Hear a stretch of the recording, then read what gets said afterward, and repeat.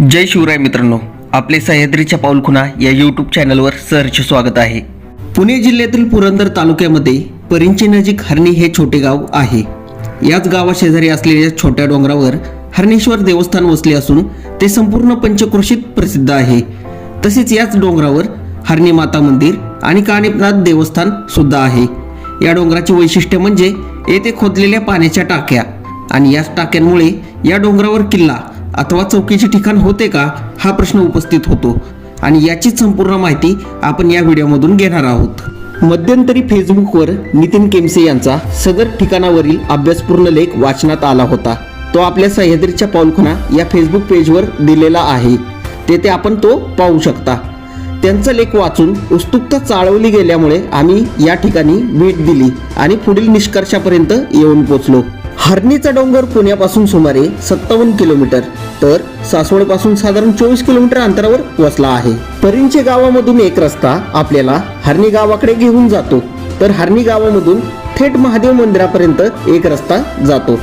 मंदिराकडे जाताना आपल्याला एक जुनी विहीर दिसते। या विहिरी शेजारूनच एक जुना पायरी मार्ग आपल्याला वर गेलेला दिसतो। डांबरी रस्ता आपल्याला वरपर्यंत घेऊन जातो।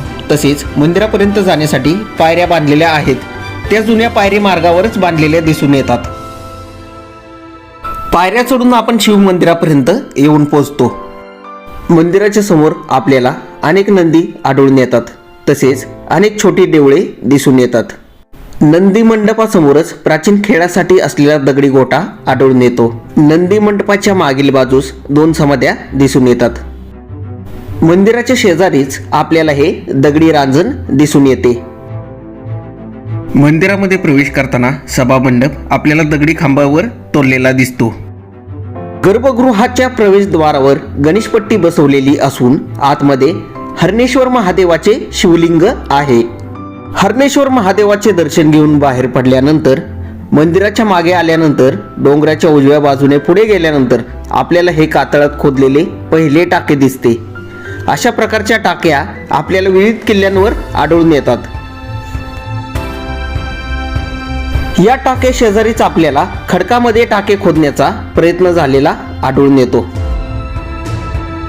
तसेच या टाक्यासमोरच आपल्याला वाटेवर असणाऱ्या पायरीचा दगड स्पष्टपणे दिसून येतो।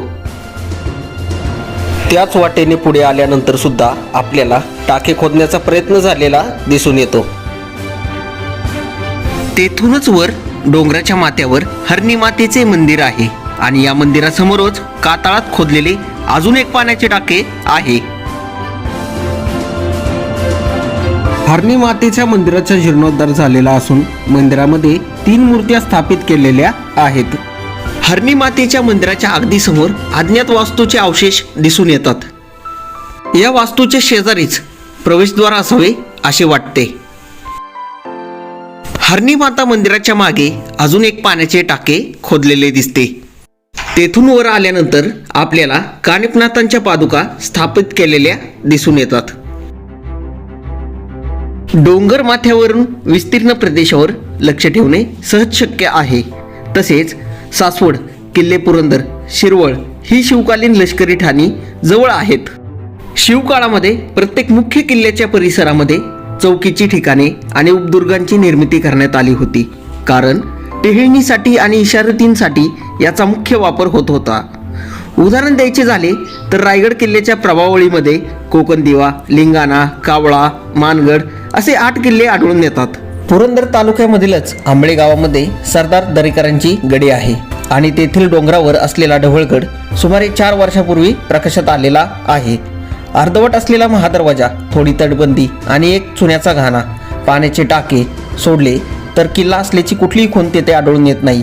अगदी त्याच प्रकारे हरणेश्वराचा डोंगर हा किल्ला अथवा चौकीचे ठिकाण अथवा टेळणीचे ठिकाण म्हणून त्याचा वापर पूर्वी होत असावा ही शक्यता नाकारता येत नाही।